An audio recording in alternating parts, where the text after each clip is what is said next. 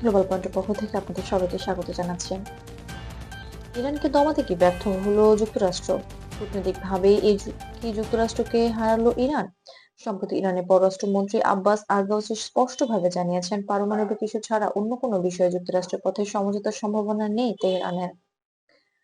এদিকে মধ্যপ্রাচ্যে ইরানের সামরিক উপস্থিতি এবং প্রতিরক্ষা সক্ষমতা দেখানোর অংশ হিসেবে খোররাব শহর 4 মডেলের ব্যালিস্টিক মিসাইল ভূগর্ভস্থ ক্ষেপণাস্ত্র কেন্দ্রে প্রস্তুত রাখা হয়েছে। যদিও ইরানের সক্ষমতা আন্তর্জাতিক পর্যবেক্ষকদের নজরে এসেছে, সরাসরি কোনো সংঘাত বা আক্রমণের নিশ্চয়তা নেই। আন্তর্জাতিক সংবাদ মাধ্যম যেমন Reuters, AP, BBC, Al Jazeera এবং সিএনএন জানিয়েছে, ইরানের প্রতিক্রিয়া মূলত প্রতিরক্ষামূলক বার্তা এবং কূটনৈতিক অবস্থান প্রকাশের মাধ্যম।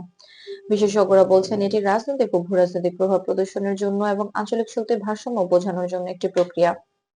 বিশ্বস্ত সূত্র অনুযায়ী ইরানের হাতে মধ্যপ্রাচ্যে ব্যালিস্টিক ও ড্রোন প্রযুক্তিতে শক্তিশালী সক্ষমতা রয়েছে। এছাড়া রাশিয়া, চীন এবং উত্তর কোরিয়ার সঙ্গে প্রযুক্তিগত সহযোগিতা এটিকে আরো সমৃদ্ধ করেছে।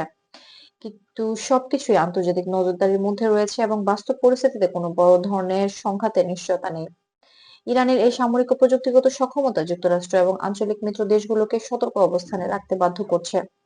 তারা নিয়মিত অঞ্চল পর্যবেক্ষণ করছে এবং সম্ভাব্য ঘটনার প্রতিক্রিয়ার জন্য প্রস্তুত রয়েছে।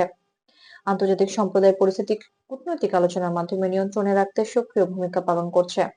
বিশ্লেষকরা মনে করছেন, ইরানের বার্তাগুলো সংঘাতের ঘোষণা নয়, বরং কূটনৈতিক ও প্রতিরক্ষামূলক বার্তা। এই ধরনের বার্তা আঞ্চলিক স্থিতিশীলতা এবং ভূরাজনৈতিক ভারসাম্য বজায় রাখতে গুরুত্বপূর্ণ ভূমিকা রাখে। সব মিলিয়ে বলা যায়, যুক্তরাষ্ট্রের চাপ এবং নিষেধাজ্ঞা সত্ত্বেও ইরান তার অবস্থান দৃঢ় রেখেছে এবং মধ্যপ্রাচ্যে পরিস্থিতি এখনো নিয়ন্ত্রিত। আন্তর্জাতিক সম্প্রদায় সতর্ক নজর রাখছে এবং কূটনৈতিক উদ্যোগ অব্যাহত রয়েছে।